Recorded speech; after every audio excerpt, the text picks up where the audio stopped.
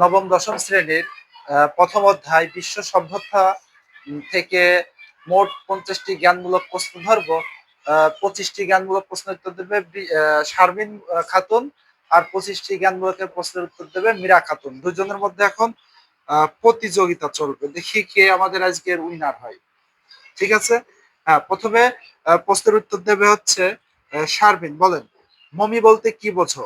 Mummy বলতে মিশরীয় সভ্যতার রাসায়নিক প্রক্রিয়ায় যে মৃতদেহ পচন রক্ষা থেকে যে পদ্ধতি যে অনুসরণ। পদ্ধতি অনুসরণ করা হয় তাকে মমি বলা হয়। হ্যাঁ। হায়ারাগ্লিফিক কি? হায়ারাগ্লিফিক হলো মিশরীয় প্রাচীন লিখন পদ্ধতি, যা অর্থ পবিত্র অক্ষর। তুমি এটা হাতে নিবা, সমস্যা, তুমি এটা নিয়ে নিবা যখন ও ধরে।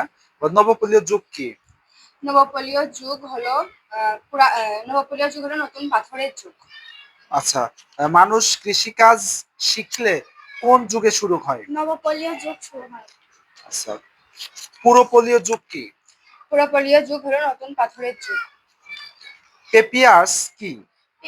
পেপিয়াস হচ্ছে নলখাগড়া জাতীয় গাছের কাণ্ড থেকে মিশরীরা যে কাগজ তৈরি করে কাগজ তাকে তৈরি করে, হ্যাঁ। নলখাগড়া। মিশরের নীল নদের উৎপত্তি কোথা থেকে? মিশরের নীল নদের উৎপত্তি হয়েছে আফ্রিকার লেক ভিক্টোরিয়া থেকে।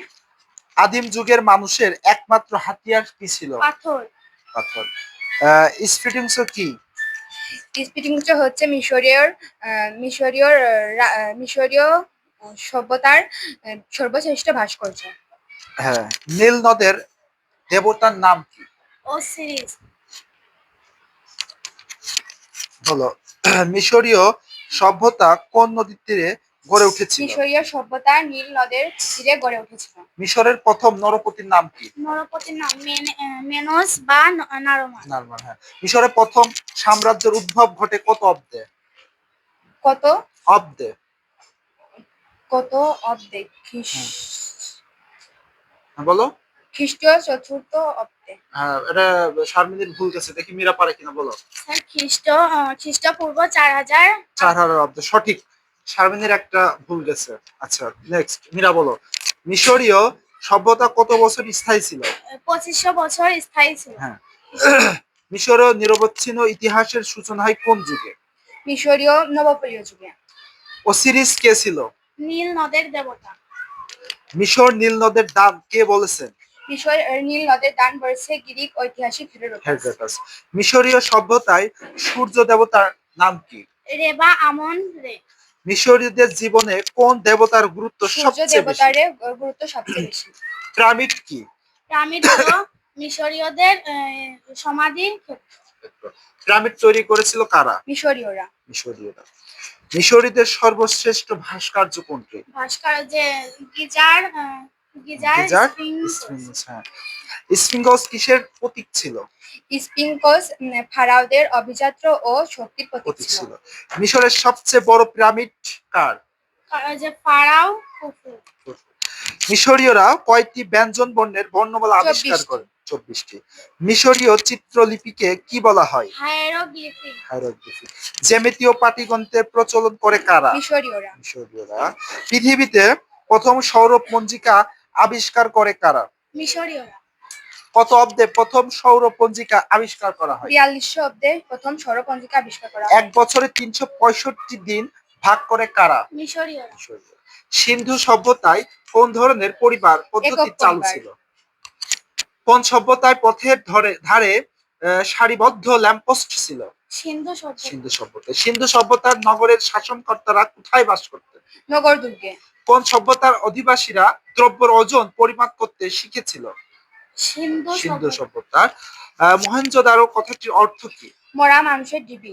সিন্ধু সভ্যতায় সমাজ কয় শ্রেণীতে বিভক্ত ছিল? 2 শ্রেণীতে বিভক্ত। সিন্ধু সভ্যতা কোথায় গড়ে উঠেছিল? সিন্ধু সভ্যতা সিন্ধু নদের অববাহিকায় গড়ে উঠেছিল। মহেঞ্জোদারো সভ্যতা আবিষ্কার করেন কে? যে রাখাল দাস বন্দ্যোপাধ্যায়। মহেঞ্জোদারোতে কোন যুগের নিদর্শন পাওয়া যায়?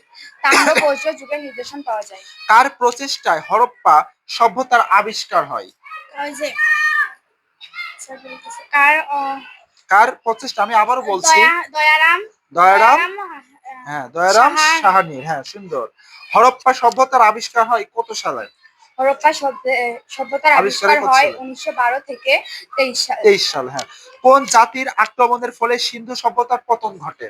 যে আর্স যা আর্স আর্য, হ্যাঁ আর্য জাতির আর্য আক্রমণ, হ্যাঁ। জাতীয় সিন্ধু সভ্যতায় কতটি সিল আবিষ্কৃত হয়েছে? প্রায় 2500। প্রায় 2500। সক্রেটিসের শিক্ষার মূল দিক কি ছিল?